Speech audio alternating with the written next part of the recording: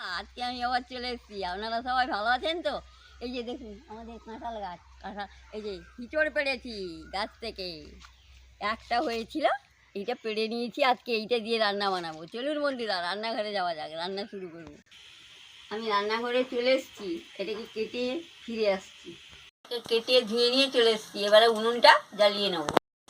এবার আমার উনুন ধরে গেছে, আমি কড়াটা বসিয়ে দিচ্ছি। কড়াতে আমি জলটা দিয়ে দিচ্ছি, দিয়ে হিঁচড়গুলো দিয়ে দিচ্ছি, দিয়ে সিদ্ধ করে নিচ্ছি দিচ্ছি দিয়ে আমি ঢাকা দিয়ে দিচ্ছি। সিদ্ধ হয়ে গেলে আমি ফিরে আসছি। এবার আমার সিদ্ধ হয়ে গেছে, আমি তুলে নিচ্ছি। জিরে আর ধনে ভেজে নিচ্ছি, এলাচটাও আমি দিয়ে দিচ্ছি, দিয়ে ভালো করে ভেজে নিচ্ছি। হয়ে গেছে, আমি তুলে নিচ্ছি। এবার আমি কড়াতে তেলটাও দিয়ে দিচ্ছি, তেলের সঙ্গে হলুদের গুঁড়োটা দিয়ে দিচ্ছি। এবার আমি হিঁচড় আর আলুটা সিদ্ধ করে রেখেছিলাম দিয়ে দিচ্ছি, দিয়ে ভালো করে ভেজে নিচ্ছি, ভাজা হয়ে গেছে, আমি তুলে নিচ্ছি। তেলটা দিয়ে দিচ্ছি পরিমাণ। এবার তেল গরম হয়ে গেছে, আমি তেজপাতা আর জিরেটা দিয়ে দিচ্ছি, শুকনো লঙ্কাও দিয়ে দিয়েছি।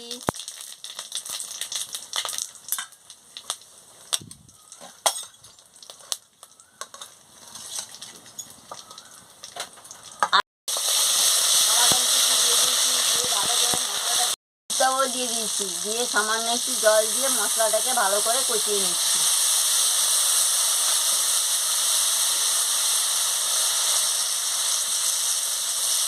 লঙ্কার গুঁড়োটাও দিয়ে দিচ্ছি,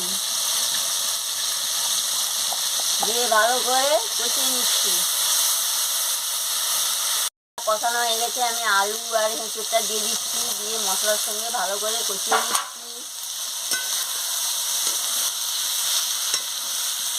দেখুন বন্ধুরা, আমি ভালো করে হেঁচড়টাকে কষিয়ে নিচ্ছি মশলার সঙ্গে।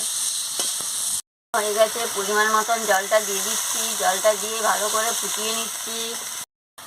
সামান্য মিষ্টিটাও দিয়ে দিচ্ছি, ঘিটা দিয়ে দিচ্ছি, দিয়ে ভালো করে নাড়িয়ে নিচ্ছি।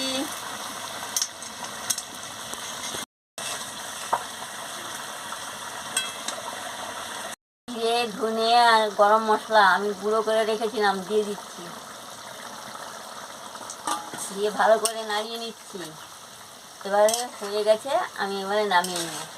এইভাবে আলু দিয়ে হিঁচড়কে নিরামে রান্না করে খাবেন, খুব ভালো লাগবে। ভালো লাগলে আমাকে লাইক করবেন, শেয়ার করবেন, মেসেজে লিখে জানাবেন, সাবস্ক্রাইব করবেন, বেল আইকনটি বাজিয়ে দেবেন, আমার ভিডিওটা শেয়ার করে দেবেন। আমি আবার কালকে ফিরে আসছি। রঙটা দারুণ হয়েছে, গন্ধটা দারুণ বেরিয়েছে। আপনার